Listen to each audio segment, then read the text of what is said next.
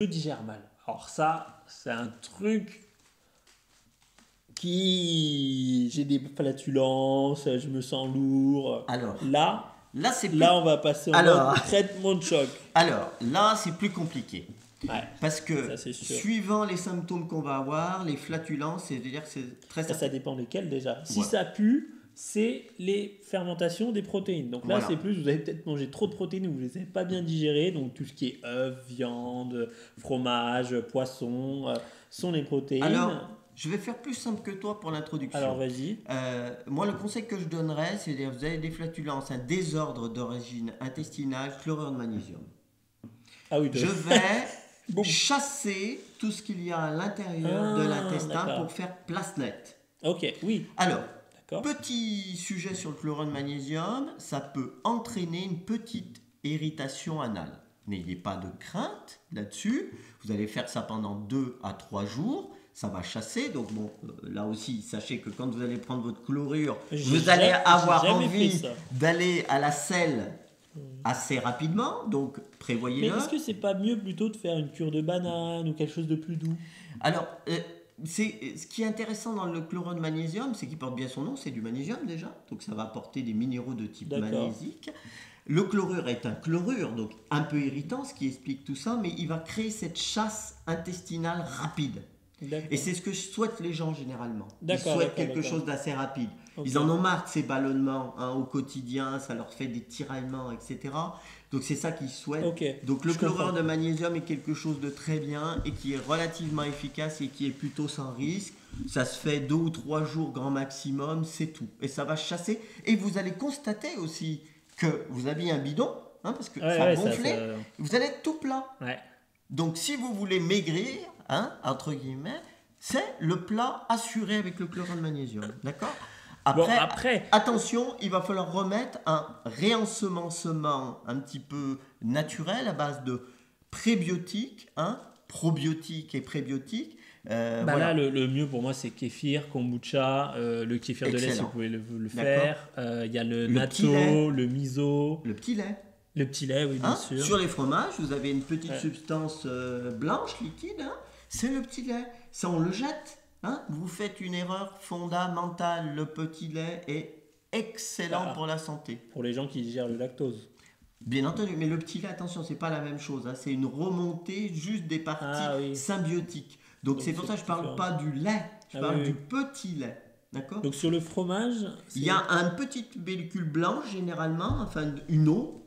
Une sorte d'eau. Oui, sur les fromages blancs. Ouais, sur le fromage blanc. C'est une sorte d'eau, tu sais, qui se dépose dessus. Ça, c'est le petit lait. Sinon, le lait cru caillé.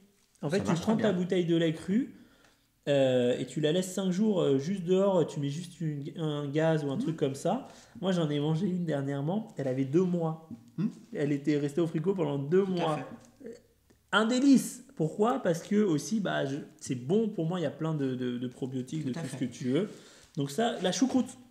Alors, la choucroute, c'est excellent. La choucroute. Eh oui, pourquoi ? Parce que la choucroute apporte des enzymes, d'accord ? Dans le corps, ce qui marche le mieux, si vous avez... Là, on parle de ces jus de choucroute aussi. Jus de choucroute. Mais ce qui est important, c'est les enzymes. Alors, il existe un combiné d'enzymes. Moi, je travaille avec certains laboratoires qui Donc là, on est toujours sur la digestion. Voilà, toujours des enzymes préconcentrées, d'accord ? Qui sont bien dosées et ça donne des résultats fantastiques. Alors... Ça c'est un truc, mais il y a aussi le fait que souvent, certaines personnes, notamment les végétariens, si on est végétarien ou végétalien, on peut manquer des fois de certains minéraux, de certaines vitamines. Du coup, on ne peut pas créer des enzymes, du coup, on ne peut pas créer, on a du mal à digérer. Alors, c'est important, ça. Chose fondamentale pour les tendances véganes ou végétariens, d'accord ? Généralement, vous êtes en carence de vitamines du groupe B. Non, vous pouvez, il y a plus de risque. Voilà, c'est un plus de risque. Néanmoins, ça ne veut pas dire de plus, moins, etc. Mais en tout cas, vérifiez ou tout du moins complémentez-vous en vitamines du groupe B. C'est une gélule tous les matins parce que la B3, la B6 et la B12 sont fondamentales. Dans beaucoup d'interactions chimiques du corps, d'accord ? Donc si, moi je vois beaucoup de patients, ils ont des problèmes sur B, je donne, les B sont toutes remontées, ils n'ont plus de problème. Pourquoi ? Parce qu'il y a une interaction sur tout le reste. Alors ça ne veut pas dire que la A n'est pas importante, que la E n'est pas importante. Je rappelle que chacune a des destinations particulières, mais c'est pas ça nous le but. Après, donc là on parle de complémentation. Moi je t'avoue que la complémentation, j'ai un peu du mal, même si bon, sur les vitamines du groupe B, les vitamines donc qui sont hydrosolubles, tu prends une Clamax, c'est pas dangereux dans le sens, c'est pas comme certains minéraux ou certaines vitamines où là, par exemple tout ce qui est les minéraux, le zinc, le machin, faut faire attention, les vitamines D, tout ça, faut faire très attention parce que on peut vite surtout avoir sur la sphère immunitaire, le voilà, zinc. on peut vraiment avoir mais on peut avoir des soucis si on surdose ou quoi. Là où, comme tu dis, les vitamines du groupe B, tu peux surdoser, la vitamine C, tu peux surdoser, ça va pas. Il y a beaucoup moins de risques. En tout cas, de ce que je sais, hein, je ne dis pas détenir la vérité. Sur les minéraux, quand même, il faudrait quand même que tu prennes des grosses bases de minéraux pour créer une vraie carence du corps. Mais néanmoins, dans la table de Medvedev, parce que tous les minéraux ont une interaction entre eux, mais du coup, peuvent avoir une conséquence. Et du coup, bon, donc, ça c'est très important, c'est que moi je vois souvent des gens qui ont par exemple une mauvaise digestion. Oui. Et ben juste en améliorant la qualité de leur aliment, donc ils vont contenir plus de minéraux, plus de vitamines, parce que la qualité est meilleure, parce que les animaux mangent mieux, parce que la culture est peut-être plus biologique, plus naturelle. Aussi. La base de la digestion se fait à travers la bouche. Moi je t'avoue que je mâche jamais. Eh oui, mais parce que tu as des bons sucs digestifs, et tu as peut-être des bonnes enzymes. Non mais c'est aussi que je pense que je mange des aliments qui sont quasiment déjà digérés. Je prends un exemple, tu prends du fromage. Si le fromage est au lait cru et qui contient plein de vitamines et de minéraux, il a tout pour s'autodigérer, il a tout pour te créer plein d'enzymes et du coup tu le manges, c'est limite ça fond. Mais tu prends, donne-moi un fromage pasteurisé ou même thermisé, je bloque, je suis là et c'est comme un poids que j'ai dans l'estomac parce que on lui a enlevé une partie de ses qualités et du coup je n'arrive plus à le digérer. Et ça me le fait pour plein de choses. Donne-moi un aliment qui contient plein de bonnes choses, je vais pouvoir par exemple un pain avec plein de minéraux, je vais le digérer beaucoup plus rapidement qu'un pain qui manque de tout ça. C'est très intéressant ce que tu dis, on va donner quelque chose de fondamental, sans parler de fromage, de pain, etc. Mais il y a des choses fondamentales dans ce qu'on dit, c'est les enzymes. C'est-à-dire qu'un pain aujourd'hui avec une levure chimique ne contient pas d'enzymes. D'accord ?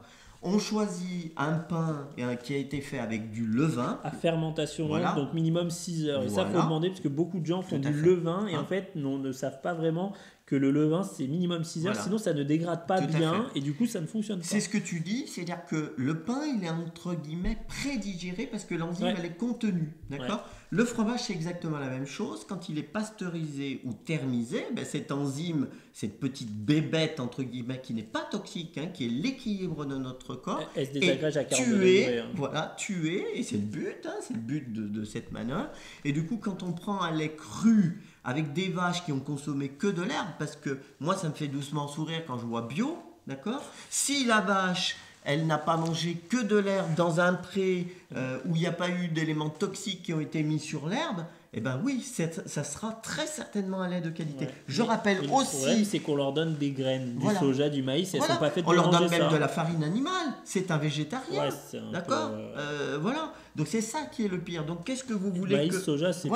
Dans l'animal, le lait qui va le créer derrière, sans compter l'animal en lui-même, l'émotion de l'animal. L'animal est maltraité, tu penses que tu vas avoir du bon lait ? Et non, mais donc, tu vois, on parlait d'environnement tout à l'heure. Alors moi, je suis un peu engagé là-dessus. Non pas, je ne suis pas opposé à quoi que ce soit, mais je trouve qu'on manque d'évidence aujourd'hui. C'est-à-dire que tout ce que je dis est une évidence. L'animal, il est venu au monde, on l'a vacciné à nombreuses reprises, il est malade constamment. Il y a un problème, d'accord ? L'animal, il est maltraité, il y a un problème. In fine, sur le produit final, d'accord ? Ça peut être bio, pas bio. Il y aura un problème à quelque part, d'accord ? Donc aujourd'hui, choisissez des choses dont vous savez d'où ils viennent, d'accord ? C'est ça le plus important. Il vaut mieux partir sur du végétal, parce que c'est beaucoup plus, assimilable par le corps. Non, mais plus facile de trouver des bons produits végétaux. Je prends par exemple, tu prends c'est moins cher. Oui. C'est moins cher. La viande est quand même beaucoup plus chère que des légumes. Il faut en revenir quand même au fondement essentiel. On dit oui, mais c'est cher les légumes. Mais la viande, quand tu payes 30 € le kilo, alors que tu as payé 1 euro la botte de carottes le kilo, moi je m'excuse, c'est la carotte qui est moins chère que la viande. Je dis pas que tu dois pas avoir de viande. En Asie, qu'est-ce qu'on fait ? On mange des pâtes, on mange des légumes et on mange un petit peu Mais ça a toujours été le cas. Hein. Bon, là, on dévie complètement du sujet, mais par exemple, les sardes ou comme ça, toutes les populations qui vivaient très longtemps, elles mangeaient certes des produits laitiers assez souvent, mais la viande, c'était une fois par semaine dans la plupart des cas. Et bon, je crois. On ne dit pas qu'il ne faut pas que vous mangiez de viande, c'est une histoire de proportion. C'est-à-dire que nous, aujourd'hui, on met 1 kg de viande pour 300 grammes de légumes, et encore quand ils existent. Hein, d'accord ? Donc, et c'est ça le déséquilibre.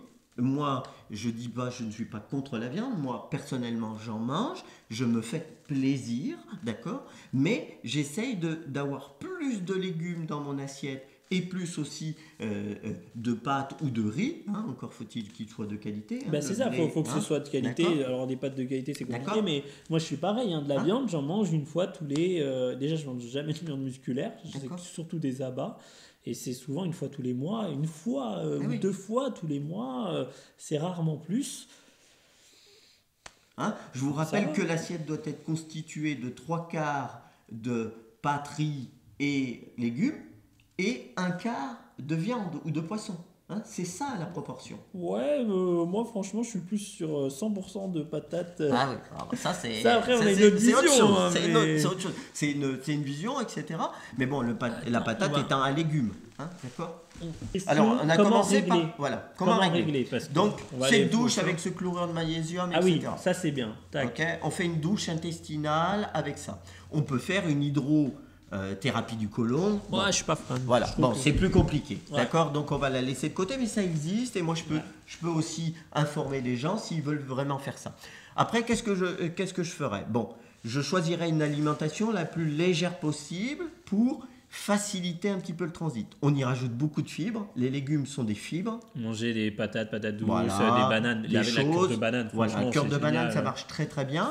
Faut quand même bien les laisser mûrir, mais alors ça c'est génial. Après, il faudrait identifier... Attention à certains fruits, pommes, poires, tout ça, qui peuvent être... Il faut les cuire, sinon ça peut être un peu... Alors, la pomme se mange toujours seule. Hein, il faut le savoir, c'est le seul fruit qui se mange seul et sans toute autre chose. Mais pourtant, pomme, fromage, tout ça, c'est très bien. Oui, mais moi, en naturo, tous les enseignants qui m'ont enseigné, etc., m'ont toujours dit de manger la pomme seule. Et la pomme est une... Moi, je la préconise toujours à 17h, la pomme. D'accord. Pourquoi ? Je vais vous moi, j'avoue que je vais... je fais des petites digressions, mais c'est intéressant pour les gens qui nous écoutent, parce qu'à 17h, c'est là où vous allez créer le rythme de la sérotonine pour le sommeil. D'accord ? Sérotonine, mélatonine. D'accord ? Le cycle, il fait comme ça. Le matin, on se lève, le cycle monte. Le soir, il baisse avec la lumière. Et à 17h, c'est le moment où on doit prendre une petite collation sucrée.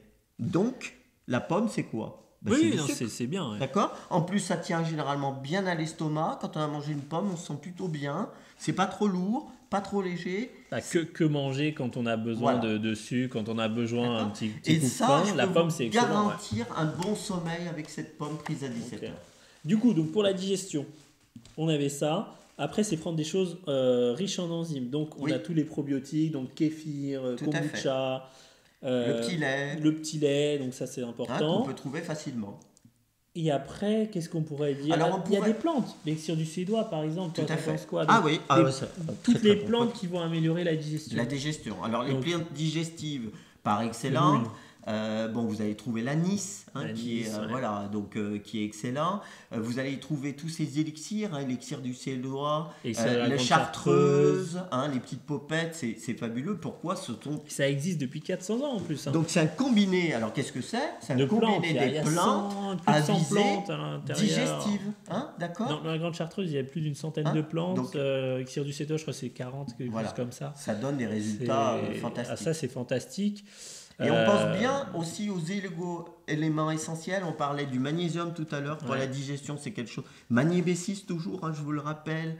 C'est pas, je fais pas de focus. Ou sinon, des fromages riches en minéraux aussi. Ou des abats, ça aide aussi quand ils sont de bonne qualité. Vous savez quelle est la provenance. On mange un petit peu de pain avec ce levain de qualité, pas trop, parce que sinon on va créer une fermentation. Et qu'est-ce qu'on pourrait dire tout ce qui est après les tisanes de fenouil. Fenouil, c'est excellent. D'accord. Ça, c'est bien pour la digestion. Le réglisse aussi est plutôt pas mal, mais il a double effet. Il faut faire gaffe. Ton cœur, il glisse. Voilà. Bon, là on parle de ceux qui ont vraiment des problèmes de cœur. Hein. Moi j'ai pris des hautes doses de réglisse, j'ai jamais eu de problème. Donc voilà. Et je crois que c'est pas mal. C'est pas mal. Avec bon, tout ça, c'est bien. Le stress, hein, cohérence cardiaque avant manger, si tu as du stress, ça peut être très utile. Hein. Alors là aussi, peut-être un petit rituel. Avant, dans la religion, je me focus pas sur la religion, mais qu'est-ce qu'on faisait? On faisait ce qu'on appelle des bénédicités. Alors c'est quoi? On enlève tout ça. Hein. Bon, moi je suis pas contre la religion, mais on remerciait. Hein. On prenait un temps pour dire tout ce qui m'est donné, je remercie. C'est normal, ça m'est donné. Remercier, remercie. C'est une émotion. La gratitude est une émotion. Quand tu dis merci, quand tu es dans la gratitude, ton corps sort du mode de stress. Eh oui. Donc ça marche. Il se pose, il se dit attends, si il est prêt à quelque chose. Il est prêt à quelque chose. Ouais. Tu vois. Donc là tu peux mieux digérer avec ça. Voilà, et donc tu digères bien, tu prends du temps. Alors je rappelle que la satiété arrive au bout de 20 minutes, d'accord? Donc si vous mangez en moins de 20 minutes, vous n'êtes pas en satiété. Donc vous allez manger. Au bout... Alors ça, je suis d'accord, mais si tu prends par exemple des aliments vraiment riches en nutriments, je prends par exemple le pané vivo là, je peux te dire que ça c'était ou pas, tu prends 2 tranches. Après, on est en train de donner des grands principes à tout le monde. Hein, oui, je suis tout à fait d'accord avec toi. Plus l'alimentation est riche et plus la satiété arrive vite. Voilà, hein. Ça, il faut vraiment le mettre. Il y a des aliments qui te feront en sorte, comme tu le dis, les pommes de terre, elles créent une satiété extrêmement rapide. On le voit bien. Tu fais une raclette. Bon, alors moi je suis pas fan parce que surtout... si tu fais une raclette avec que des patates, un tout petit peu de fromage au lait cru, à midi. La plupart du temps, on l'a fait le soir. Ça c'est une erreur. La digestion c'est pareil. Le moment de la digestion, donc on va finir sur ça. Le meilleur moment c'est entre 10h et 16h, 17h. Le moment où on a le feu digestif le plus fort, c'est vers midi. Alors, ça dépend des gens. Hein. Mais tu as raison. Mais on devrait manger le soir avant 18h. D'accord? Dans l'idéal. On peut manger à 18h, ça serait presque là la dernière limite. Pourquoi? Parce que après, donc toute la phase, donc la plupart mangent vers 19-20 heures. Toute la nourriture va rester dans l'intestin grêle et va macérer. Parce qu'il est stocké, c'est-à-dire qu'il n'y a plus de flux digestif. Il est arrêté. D'accord? C'est pour ça que le matin, vous allez vous réveiller généralement parce que vous avez mangé trop tard et que vous allez avoir peut-être un petit peu un rot. Oui, parce que l'estomac, toute cette partie, il est en train de se vider. Lui, il a stocké. Donc vous avez stocké pendant toute la nuit la nourriture. Donc qu'est-ce qu'elle a fait, cette nourriture? Elle a fermenté. Un stockage, c'est une fermentation. Donc pour finir sur ce sujet, je pense, la première des choses, c'est essayer de manger le plus tôt possible parce que sinon vous allez laisser de la matière dans votre organisme non digérée. D'accord? Donc ça c'est une règle générale. Mais j'ai une anecdote, tu vois, moi j'étais comme ça, oui il faut faire très attention et je faisais ça mais des fois je sentais que ça allait pas et un jour à 3h du matin j'ai pris un énorme pot de fromage blanc de 1 kg et du miel à Haute-Tirola, donc de très bonne qualité. J'ai mangé ça et je me suis dit mais j'ai jamais aussi bien dormi. Le lendemain, j'étais en pleine forme. Pourquoi? Parce qu'à ce moment-là, mon corps avait faim. On avait besoin. Donc, la règle fonctionne, mais des fois, il ne faut pas s'en vouloir. Si j'ai faim, si tu as vraiment faim, il est temps de manger. Alors, ça, c'est important. Je rappellerai. Et ça aussi, pour la digestion, manger quand on a faim. Parce que souvent, on ne mange quand on n'a pas faim. Avec plaisir. Et du coup, on a du plaisir quand on mange avec faim. Oui. Et du coup, si tu manges quand tu n'as pas faim, c'est normal que ça stagne. Ton corps n'est pas prêt à recevoir cette nourriture. Et donc ça, c'est souvent important. Il y a beaucoup de gens, ils vont manger. Oui, mais il faut. Oui, mais je vais avoir. Mais tu prends quelque chose à emporter. Ou même, c'est pas grave, tu peux tenir 2-3 heures, 4 heures sans manger. Tu mangeras à la fin de ta journée. C'est pas grave, tu vas pas mourir. Pensez aussi le soir. Si vous mangez un peu plus tardivement, 19-20 heures, et comme tu dis, il y a la vie, ok? Et la vie, elle est ce qu'elle est. Pensez aux soupes, aux moulinets. Pourquoi? Plus c'est mouliné, plus c'est digéré, mastiqué, etc. Tu vois, quand c'est mouliné, c'est petit, donc du coup, ça va demander au flux digestif beaucoup moins d'importance et ça va directement, quand on boit de l'eau, Hein, qu'est-ce que ça passe? Ça passe dans l'estomac. L'estomac se dit c'est de l'eau, chlac, il ouvre les vannes. Pour la soupe, c'est pareil. La soupe, il y a peu à digérer, d'accord? Il n'y a pas d'éléments gras. Alors, je rappelle aussi qu'une soupe le soir, c'est uniquement des légumes dans un bouillon de légumes. C'est ça, c'est que c'est dans un bouillon de légumes parce que tu bois l'eau, mais parce que des fois, moi je vois des purées qui sont trop moulinées. Et alors là, c'est le contraire en fait, c'est que il faut pas qu'il y ait de matière grasse. Ouais, mais dedans, tu as de l'amidon et l'amidon doit être mâché. Et si tu le mâches pas, et ben ça passe pas. Il faut que. Tout à fait. En fait, l'idéal, c'est le bouillon plutôt. Voilà. Il faut dire ce qui est, c'est de l'eau et les légumes qui sont déjà bien cuits, tout ça. Voilà. Et là, tu bois le bouillon et tu manges tes légumes et là, ça passe bien. Et une bonne soupe le soir, pour ceux qui me disent souvent, bah oui, mais moi, une soupe, ça me suffit pas. Je peux vous dire que si vous mettez des pommes de terre... Eh ben, faut mettre ce qu'il faut, c'est pas avec des courgettes que tu te nourris. Voilà, des choses qui rendent une satiété. Vous allez manger la soupe pour en manger 2 bols, moi, ça me pose jamais de problème.